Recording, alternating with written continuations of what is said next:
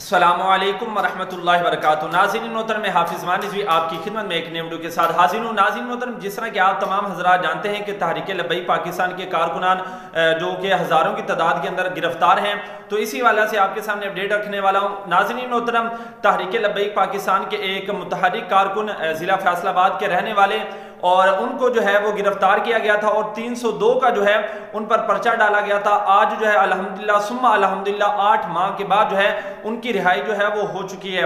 गाजी मोहम्मद इस्लाम कादरी रिज़वी साहब, उनकी आज जो है वो फैसलाबाद सेंट्रल जेल से रिहाई हो चुकी है और शानदार उनका इस्तकबाल किया गया है। अभी आपके सामने वो खूबसूरत मनाज़िर रखते हैं, आप खुद ही देख लीजिए।